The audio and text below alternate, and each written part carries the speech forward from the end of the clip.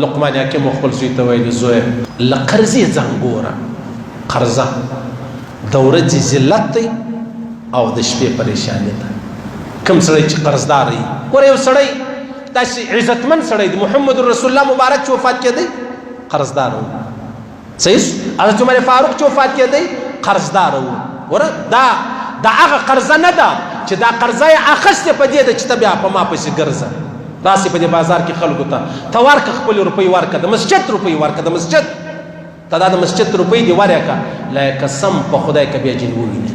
نو قرضه نه ده، قرضه دا سړی ډېر ذلیله کوي. لقمان حکیم زوی ته ویل دا د ورځې ذلت دی، د شپې پریشاني ده.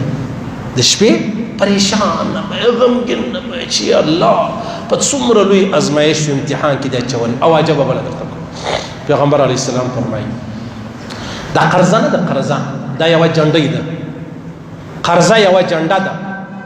الله پاک چې کوم سړی ذلیله کوي دغه جنډۍ د هغه په لاس ورکړي، یعنی قرضداري کې. الله چې کله یو سړی ذلیله کوي بیا څه په وکړي؟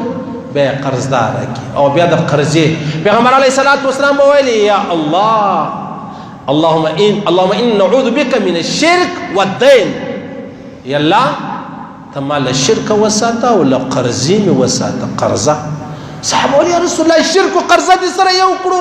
و دا قرضه هم داسې ده، نن سبا بل سبا دریم سبا درواغ شروع شي، بیا وعده الخلافي شروع شي، ولاړ شي پسې ورک شي. الله اکبر، استغفر الله استغفر الله. ما ته د حضرت عمر فاروق یوه خبره بیخ ډېر خوند راکوي، ول د چا په لمانځه مه خطاوځه، په تبلیغ یې مه خطاوځه، په ملایي یې مه خطاوځه، په حفظ یې مه خطاوځه، د هره ورځ چې حجونه کوي په دې مه خطاوځه مه خطاوځه. دا حضرت عمر فاروق د نن څه 1400 کاله مخکې ویلي. صحیح شو؟ موږ حج له هم ځمه دوکه هم در کوم، له حج عمره علمه دوکه هم در کوم، مسجد لره هم ځم دوکه هم در کوم، دعوت د تبلیغ هم روان یم دوکه هم در کوم. دوکه څومره لویه د فساد خبره ده، څومره لویه د پریشانۍ خبره ده.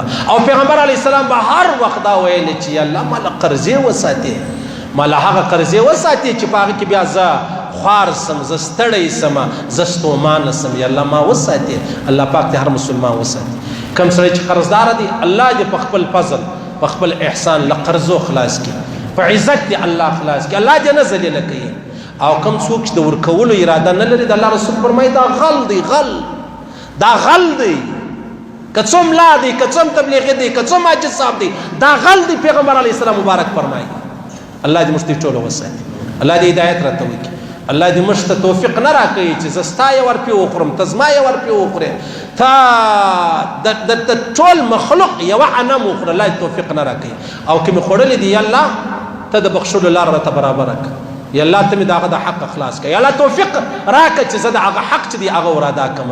لقمان حکیم به زوی ته ویل ولا قرضې خیال کوه، د ورځې ذلت دی، ذلیله به، د شپې به پریشانه یې.